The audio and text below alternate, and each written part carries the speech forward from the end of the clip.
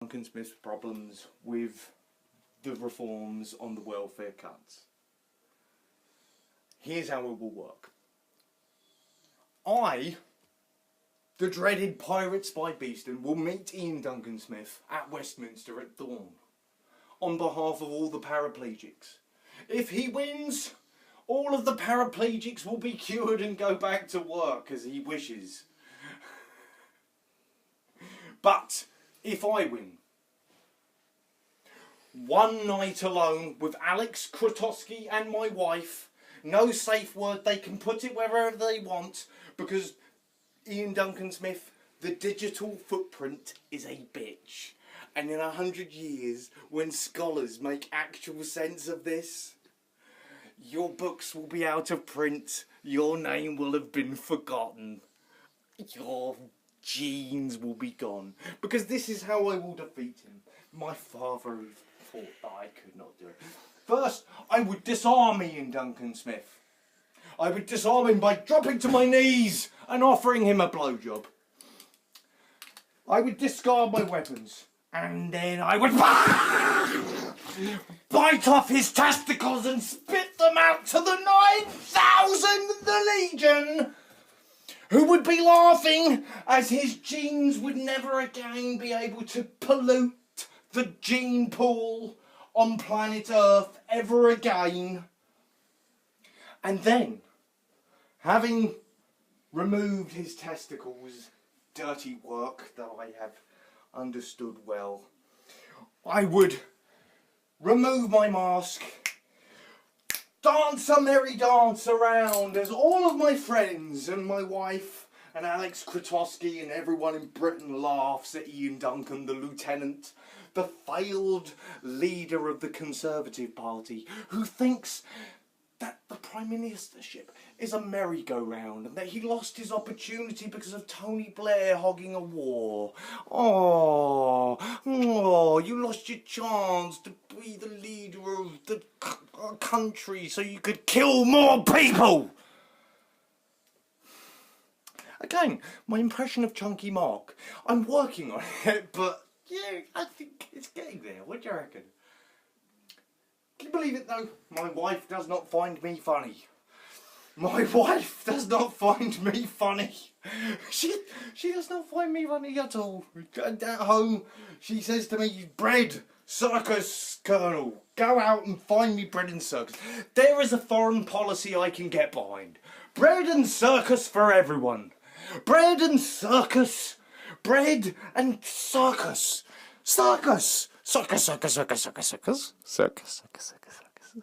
Circus, circus, circus. Like the House of Commons is a circus. Perpetrated by the chicken on the back benches. They see the psychological report that points out the louder they squawk, the smaller their testicles are. Scientific correlation. The louder they squawk, the chickens on the back benches. Don't they sound like chicken?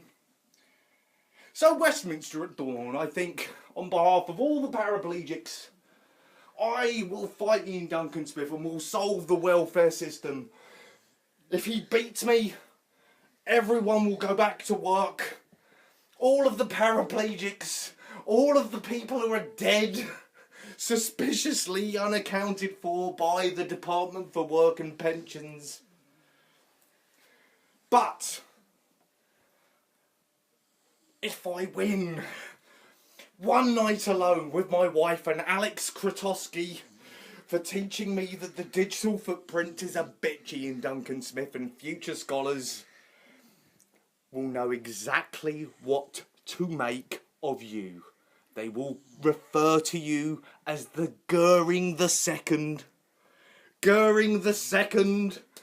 Goering, you may have outdone Goering by your time in power. When are the gas chambers coming in, Duncan Smith? That's what I want to know. When are the gas chambers coming?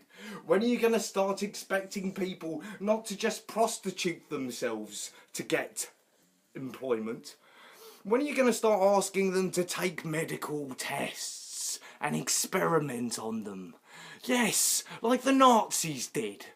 Do you remember? It wasn't so long ago, Ian Duncan Smith. Because if you had read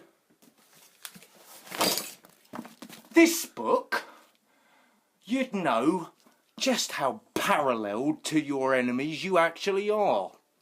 Now, David Cameron has called Jeremy Corbyn a communist sympathiser. I don't think a man that sells British genetics to be cloned in China to the Red Army, if anyone is a communist sympathiser, it is David Cameron for dealing with China, because I think that's where he plans to retire. Because his aunt, who is now out of work, and his mum, who no longer likes him and thinks that his reforms are ruining the country, and he still wants to fucking run again to be elected as a politician over my dead body. Over my dead body.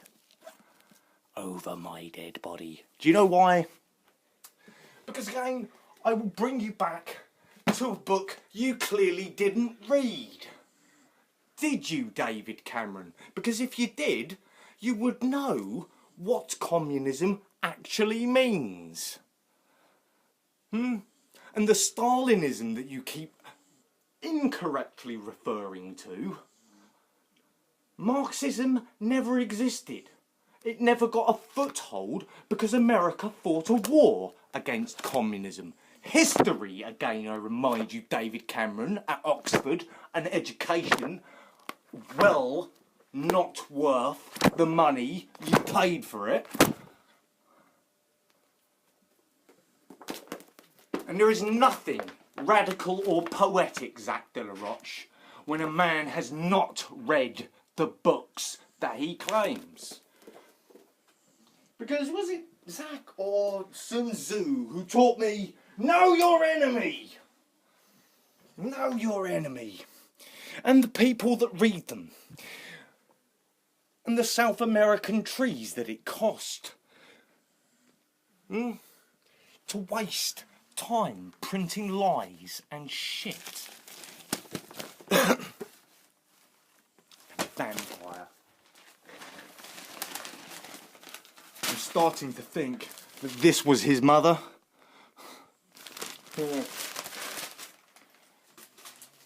That's something you won't get.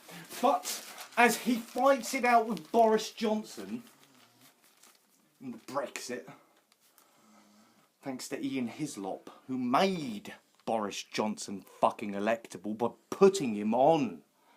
Have I got news for you? Have I got news for you, Ian? The mayor was your fault.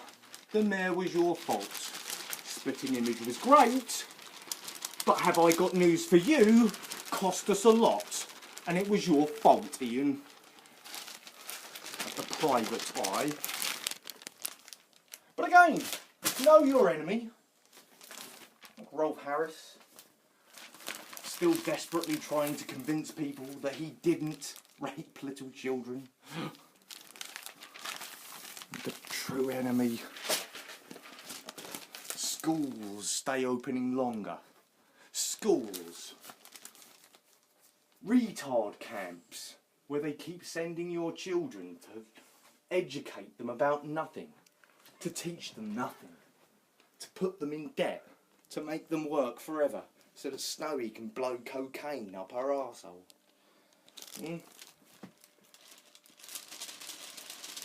True news, Russell Brand. If you had actually thought about it. If you'd actually been reading it instead of self-publicising yourself, you whore.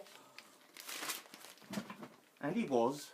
I actually quite like Russell Brand. I like to laugh at him, not with him. You're tired.